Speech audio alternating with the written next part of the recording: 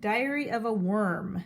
Nat the Gnat. And this is going to help you with that silent G. Nat. Oops, sorry.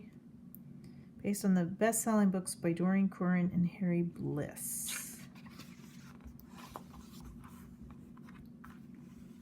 Story by Lori Haskins Horan. Pictures by John Nez. Diary of a Worm. So you can see these little kind of bugs. Those are gnats, spelled with a G. All right, so in a diary you put dates and times. So January 10th, my class got a pet today.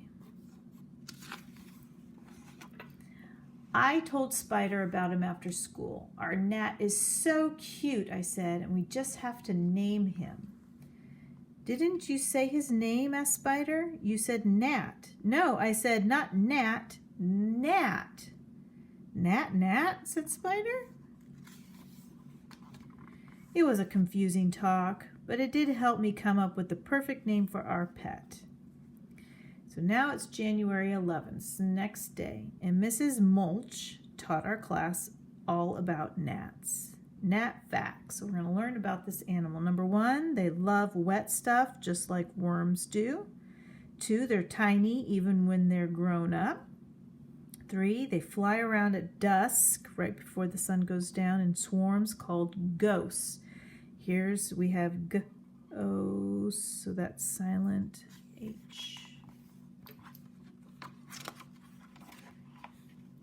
Then Mrs. Mulch said, we'll take turns caring for Nat.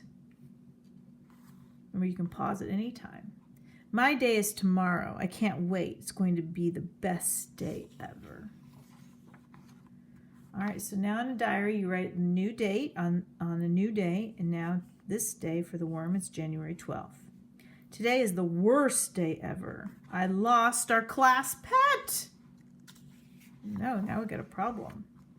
Here's what happened. This morning, I brought Nat a nice wet leaf. I opened his tank to put in the leaf, then I closed it and went out for recess. At least I thought I closed it, but when I got back, Nat was gone. The whole rest of the day, I argued with myself, tell Mrs. Mulch, don't tell her, don't tell her. What would you do? Would you tell her? Be honest. Guess which side won. What do you think? Okay, January 13th is a new day. I went over to Spider's last night. I had to tell someone my secret, so he didn't tell us a secret. What am I going to do? I said. I'm in big trouble on Monday.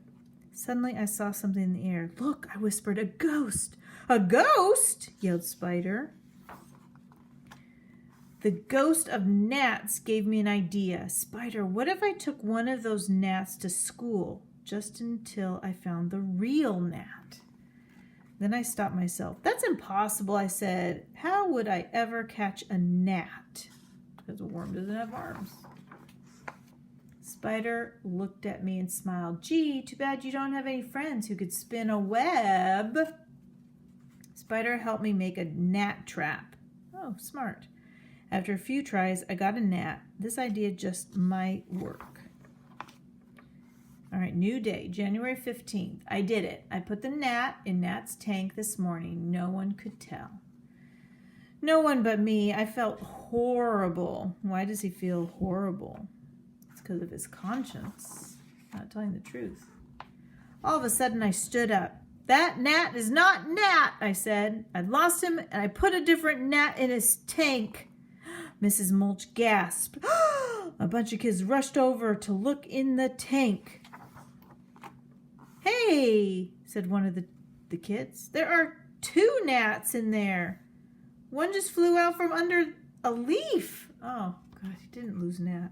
I couldn't believe it. Nat had been there all along, right under the leaf I'd given him. Mrs. Mulch forgave me. It was brave of you to tell the truth, she said. The class forgave me too. After all, now we have 2 class pets. Nat and Pat. I was wondering what they're going to name him.